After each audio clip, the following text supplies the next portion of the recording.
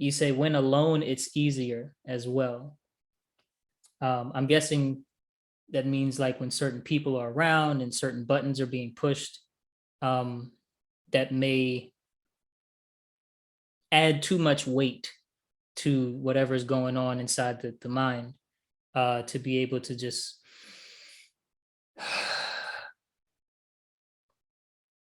but is this really true if we look at it?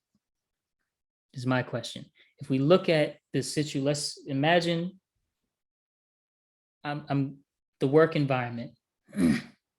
Imagining the work environment, and there's more than one, there's 2 or 3 people that are accidentally hitting the same button because they have their own worries and anxieties going on, and they're messing with yours.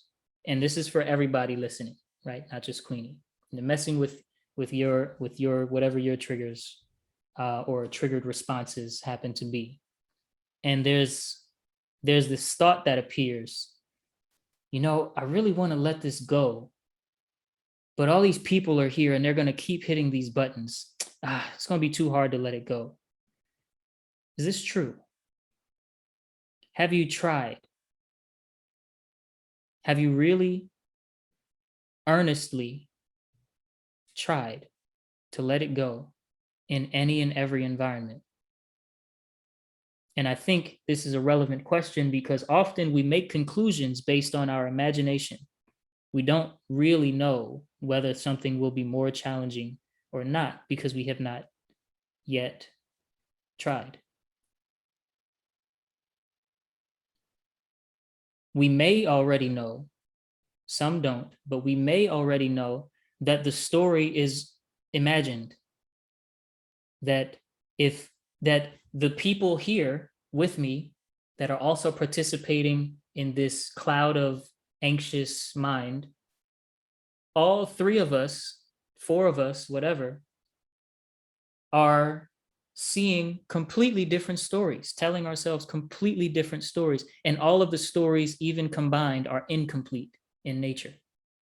We may know that already. Some don't, but we may have some spiritual maturity enough to know that the story itself is not true in and of itself because it's incomplete.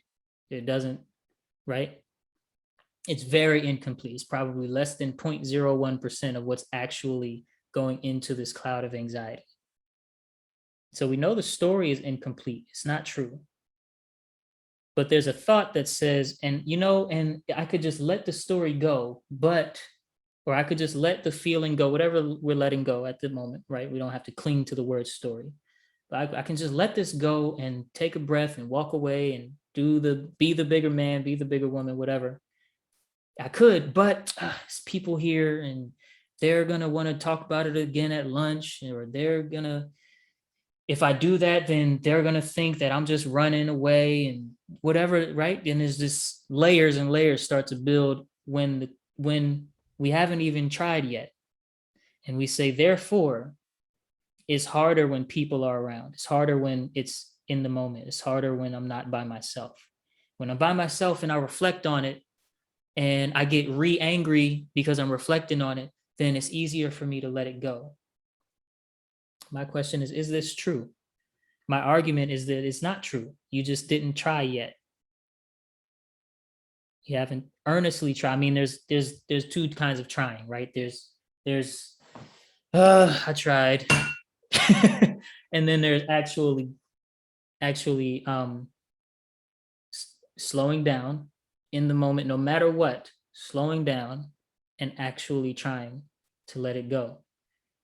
I challenge everyone here the next time they are in the moment to actually try, let it go right then and there. See if it is actually more difficult when the people or the situation is happening in the now, to just relax.